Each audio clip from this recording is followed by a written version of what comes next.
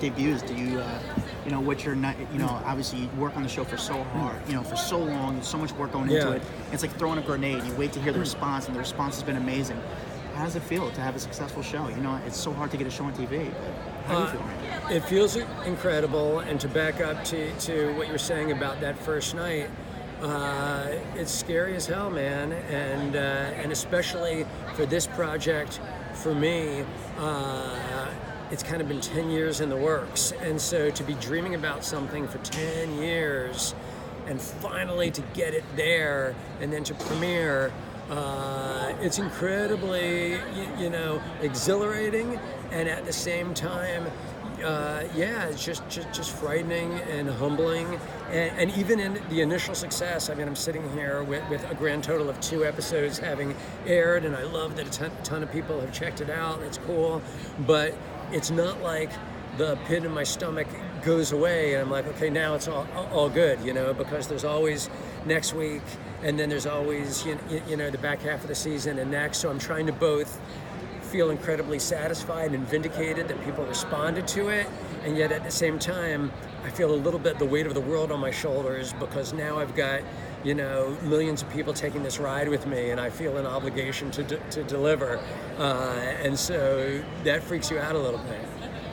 Tell me, you said it took 10 years when you started thinking about this show. Tell me about how it basically came to television. Was it fighting to pitch in this all different networks and finally get the yes and the go around? How did that go about? So I literally came up with this idea 10 and a half years ago.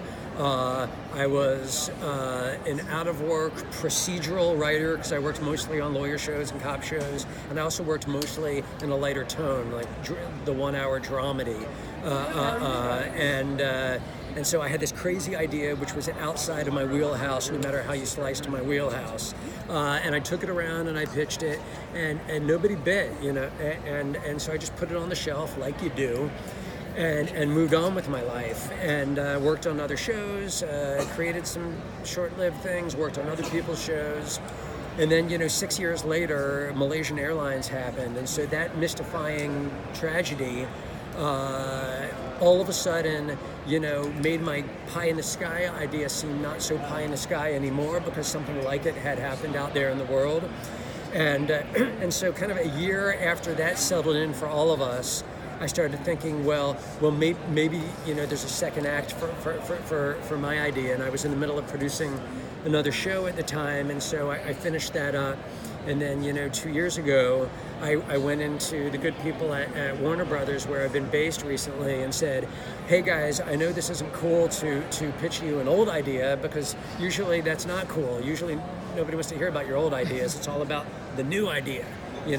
And so I said, hey, here's this old idea, and I talked them through it. I really just pitched them like that cold open. I think the first 5 minutes, and they go, yeah, that sounds like something that you should dust off. So thank you Warner Brothers, and thank you NBC for taking a chance on an old idea, and I think that there's themes going on here that we all can connect to that are sort of timeless, but I think it did take, in a weird way, not to dine out on the tragedy of others, but were it not for, Malaysian Airlines, I don't know that I, as somebody who hadn't worked in the genre, would have been able to sell this pitch. So it's strange how things come together in a confluence of ways to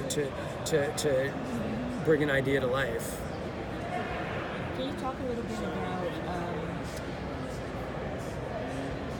two relationships? Yeah. How these voices, this connection is going to affect Michaela and Ben. And also talk more about Michaela's relationship with Jared and Lourdes. Yeah, cool.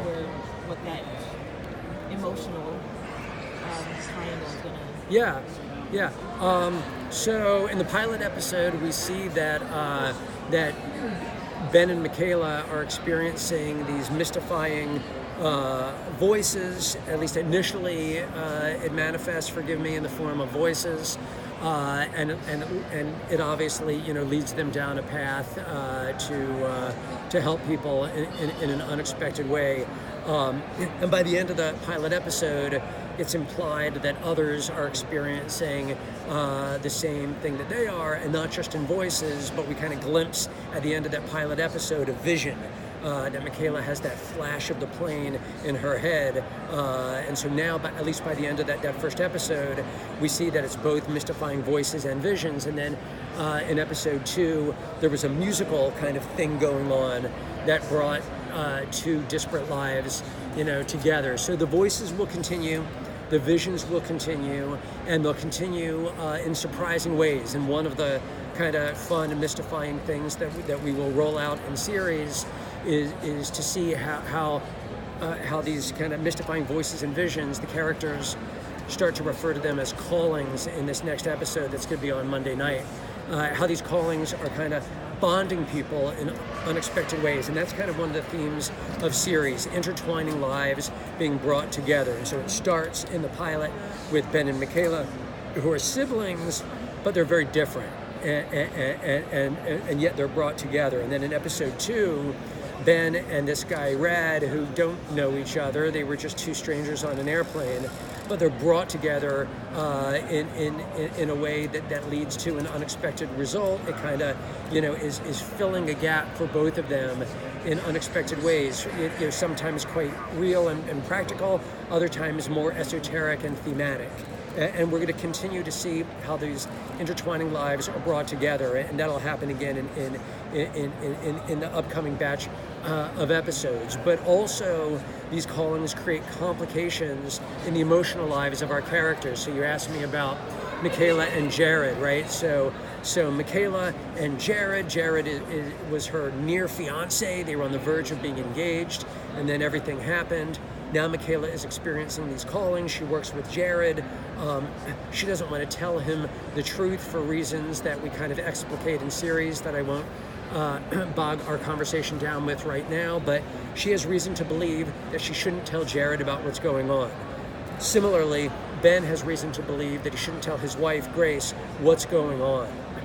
The fact that they are holding on to that secret is going to be incredibly complicated for both of them, and it's going to go sideways for both of them in ways that will have huge ramifications. So as I sit here, we're just 2 days away from episode 3. In episode 4, something really goes sideways for Jared and Michaela that involves, one of these callings, Michaela kind of misinterpreting one of the callings. Jared will end up paying the price for that in a significant way, and it's going to really tear them apart in a way that makes their already complicated relationship even more complicated, and we'll see that with a lot of our characters. Yeah. Okay, I was just going to ask, when you said the getting in touch with the other passengers, yeah. Will they come on one time and that's it, or will some of these characters come back again? Right. They will come back again? It'll depend, on the story.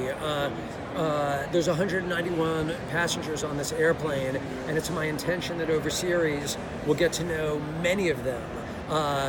Not all of them are necessarily experiencing these callings. It wasn't all 190 of them who showed up at the end of the pilot episode.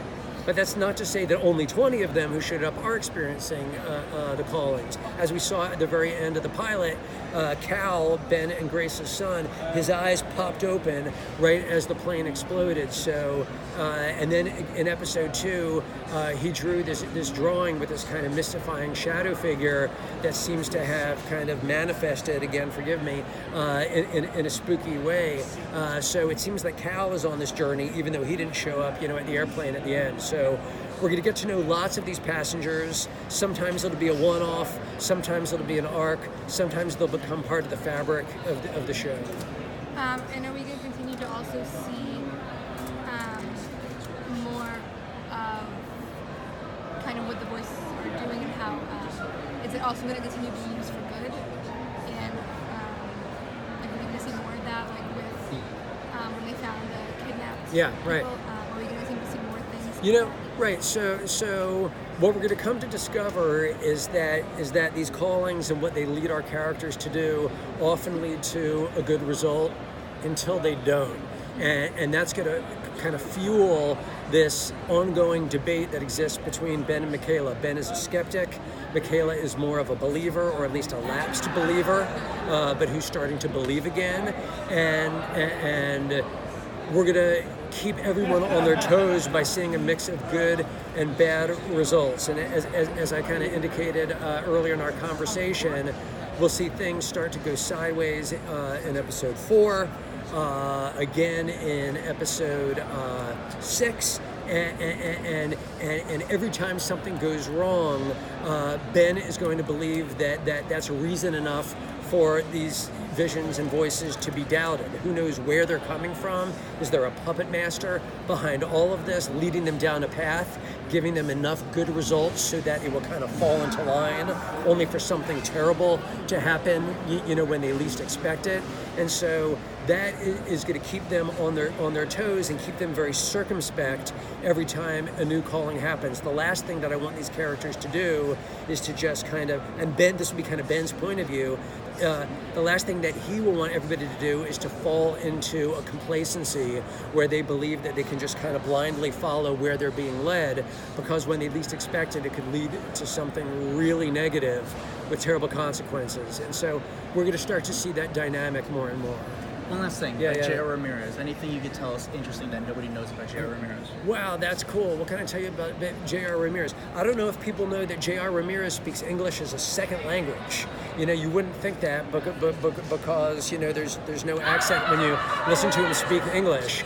But as JR has explained to me, when he reads a script, he kind of reads it in Spanish. Even though he's reading English, he's kind of reading it in Spanish. And so, I think that Jared is thinking about his character in Espanol and then translating it to himself in English. And he was telling me when he was speaking with Telemundo the other day, it's so much easier for him to talk about the show in Spanish than it is in English. And he thinks about the show, in a way that is in a different language that he dialogues the show when we watch it. And I thought that was kind of cool, and that was kind of a mind blow for me. So that's cool. Talented dude. Well, thank you so much. Hey, man. thanks I appreciate everybody. your time, all right? Real Thank pleasure. you. Thank you so much. Appreciate it.